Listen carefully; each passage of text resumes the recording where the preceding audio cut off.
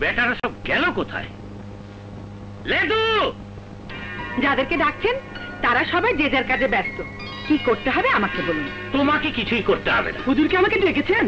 ডাকছি তো সবাইকে। তা তুমি কি করছো? আমি ছোট সাহেবের ফটফটে ফিটফাট করছিলাম। যাও বাবুর্চিকে টেবিলে খানা লাগাতে বলো। আচ্ছা। আমার খিদে পেয়েছে। আশ্চর্য, ছেলে এখনো সকালে নাস্তাই করেনি আর বাপকে খিদের জ্বালায় মরে যাচ্ছে। আর এই সকালে যে এতগুলি গোস্ত পরোটা সাবার করলেন তা গেল কোথায়? হজম হয়ে গেছে। তা তোমার সোনা জাদুমণি কি ঘুম থেকে উঠেছেন? বেলা তো 1:30 বাজে। আমার ছেলেকে খোঁটা দিয়ে কথা বলবেন না।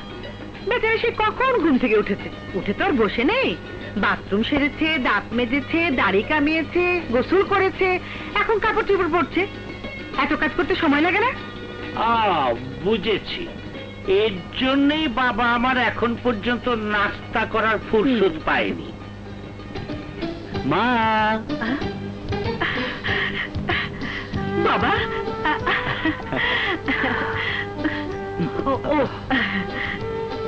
আপনি যত নষ্টের মূল। আপনার সাথে বকবক করতে গিয়ে বাচ্চাকে আমি নাস্তায় খাওয়াতে পারিনি। ছেলে আমার না খেয়ে চলে যাচ্ছে। না মা, তোমার দেরি দেখে আমি নিজেই নাস্তা সেরে নিয়েছি। হ্যাঁ আম্মা জান, আমি ছোট সাহেবকে নিজের হাতে সব কিছু খাইয়েছি। খুব ভালো করেছে আম্মা।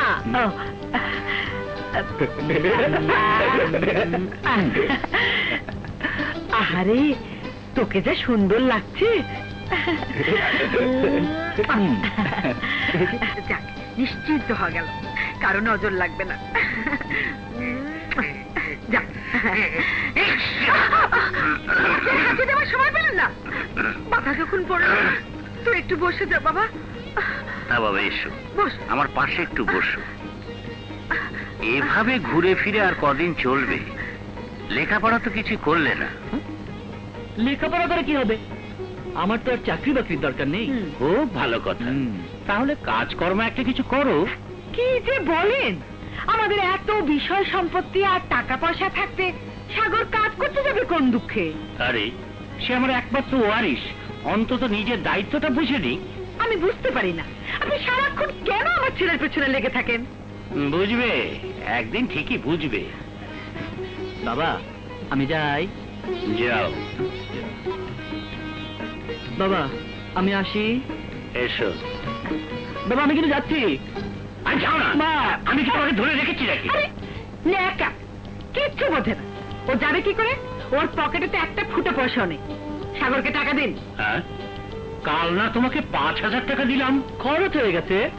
এই দেখছি আচ্ছা লোক, এত হিসেব নিকেশের কি আছে? ওর টাকার দরকার, টাকা দিন। আমি 1 পয়সাও দেবো না। তা দেবেন কেন? কঞ্জুস, হার কিপটে। নিজের ছেলেকে টাকা দিতে গেলে এত ব্যথা লাগে। টাকা পয়সা কি কবরে নিয়ে যাবেন? তোমার ছেলে টোটো কোম্পানির ম্যানেজারই করে বেড়াবে আর আমি টাকার জোগান দেব?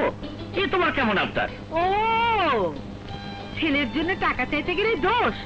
আরে আমার ছেলে মদ খায় না, জুয়া খেলে না, মেয়েদের পিছনে ঘোরাঘুরি করে না, তা একটু আমোদ ফুর্তি করে, তাও দেখছে আপনার সহ্য হয় না? ওসব থাক, ভালো চান তো টাকা দিন। না, দেব না।